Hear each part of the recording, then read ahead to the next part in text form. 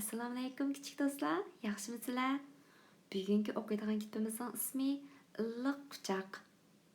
Bu kitobning avtori Claire Friedman. Rasmini sızg'uchi Tina McNaughton. Tarjima qilg'uchi Farida Mamat. Kechki shafaq osmonni qizg'uy seriq rangga kirgizdi. Jahon tinjib uxlaydigan vaqt bo'ldi.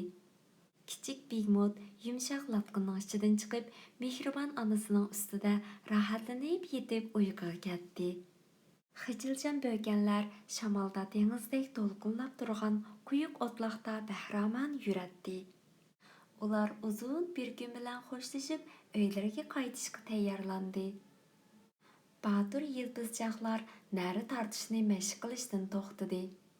Ularni uyqu besib, bir-biriga mahkam chaplashgunicha uxlab qolishdi.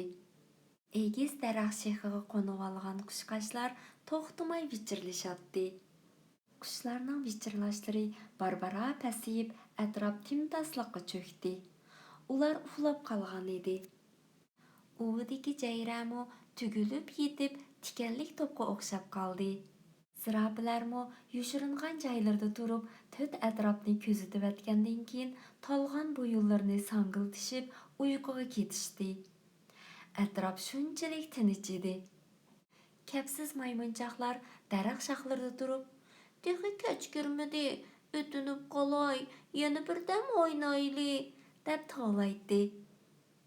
Oynab halidan ketgan tag'il atlar yerda yetib shirin tush ko'rmoqda edi. Tarvanalar qanotlarini kerib usulga tushsa, shaparanglar oljilarini qo'g'lab chaqmoqdek uchatdi. Pillar past ovozda allay naqshsiga g'ingshiyotdi. Osmon barg'an siri qorong'ulashib, shirchoqlar esnashga boshladi. Ularni qattiq uyqu bosqachqa boshlari gildinglashib, ko'zlari asta-asta yumildi. Chaqnab turgan yulduzlar osmonni yo'rtib turardi. Ayning illiq nuri yer jahonni siypab o'tadi. Atrof jimjitlikqa to'lib, barcha jonliqni uyqu bosdi. Barliq hayotliq shirin uyquga ketdi. Sizlarga shirin uyqu yer bo'lsin, umoqlar.